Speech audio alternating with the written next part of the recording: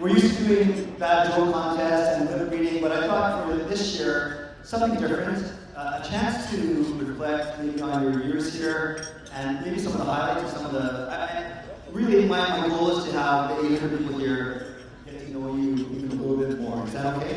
That's okay. Awesome. Since you set the stage. Thank you for your trust. 2007, you arrived in Vancouver as the co-tutor. I did. Serving with late Archbishop Miller. Did. And then 2 years later, you were the full-time bishop. Right, January 2009. Awesome. Tell us your first impressions of this diocese, the Archdiocese of Vancouver, when you arrived, whether it's those first 2 years or even as you started your tenure as the sole bishop. Yeah, I can tell you I was very surprised when I was appointed to Vancouver. I had visited here once in my life for 2 days with my Basilican Conference at St. Mark's College. And Vancouver was not at all on my radar. I actually thought that I would be staying in Rome for the rest of my life. And then I got called on a Monday morning to go to the Congregation of Bishops, and the way it's dropped is, he said, the Holy Father on Saturday night has appointed you to be the Archbishop of Vancouver. Let me tell you a few facts of Vancouver. And so He told you? He told me that. And it was, for example, that Archbishop said hadn't been well and so on, and that there was going to be a transition, and a few data points. So I had no expectations, nothing really in the back of my mind. When I arrived, of course, there was a wonderful installation mass, and I think Brett and Andrea, I think they were giving up gifts or something, but it was a great mass. It was on the Feast of St. Augustine, and very quickly I got to know the unique culture of Vancouver. When you live here for a long time, it's the way you see the church and the world. This is it.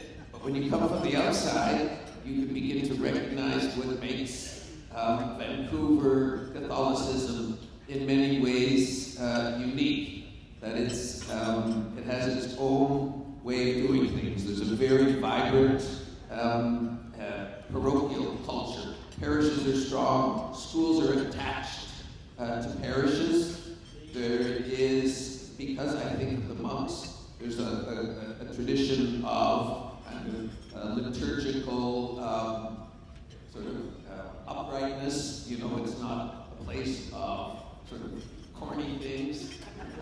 We don't do corny here. But it's there are so many things going on. The people in Vancouver, I soon discovered, are extraordinarily generous, which is confirmed year after year. We get statistics about generosity to collections outside, for needy things, all those second collections to which you give. And from the Canadian bishops, we get printouts.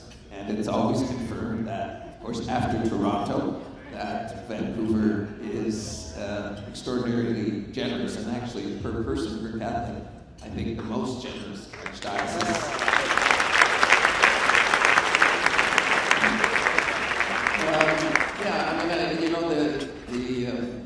The people were warm. I remember, I think we had a reception, might have been in this room after Mass, and there were lots of folks.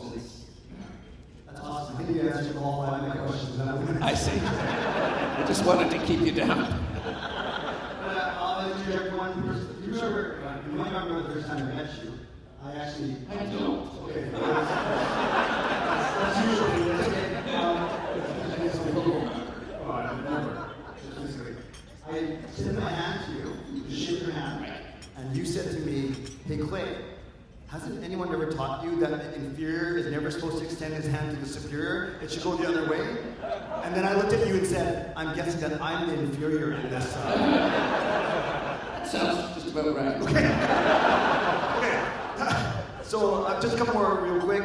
So many good things that have happened here, putting in religious communities, starting the permanent diaconate, cultural ministries, so many new schools, everything.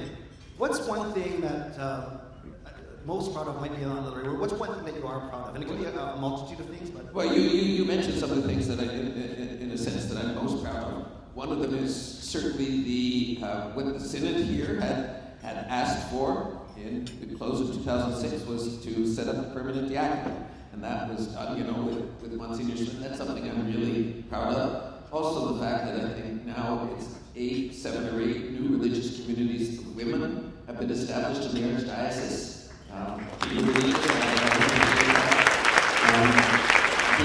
Also the foundation of the seminary, the Redemptoris Mater Seminary, is a real blessing. And as you mentioned, the ability now that we have people, we have a ministry, Chinese ministry, Filipino ministry, Hispanic ministry now, ecumenical ministry, interfaith ministry. These are all things that the good people of Vancouver have kind of come forward to do, and I just love being in a great multicultural setting and to be able to see the richness right here at home of the Catholic faith. Wonderful. Okay, one more. I know I was going to ask you about the synod, but when we were prepping, you said you might reference it. I am going to talk about the synod. So I'll ask you, what's one thing that you don't mind 800 people learning about you tonight that maybe they don't know? And it could be trivial, it could be serious, whatever it may be. What's one thing that you don't mind us learning about you tonight? Can you expect me to tell you that? Tell them, I'll take my ears. One of the things, maybe many people don't know that I actually didn't come from a solidly Catholic home, that I came from an ecumenical home. My mother was a United Church all her life. Certainly I was raised Catholic and so on, but that my sort of whole life was from an interfaith or an interchurch marriage. I'm proud of that. That might be something that people often think that every priest has a Catholic mother, and this priest has a Catholic mother. Wow, I did not know that. That's pretty cool. Finally, on a lighter note, because I know you're addressing me. And I see Patty's waiting in the wings. Okay, that's fine. I just want to thank you. It only took 7 years, but thank you for finally acknowledging me as your friend. You're my buddy. Oh. Are we recording this, right? Ladies and gentlemen, Archbishop Michael.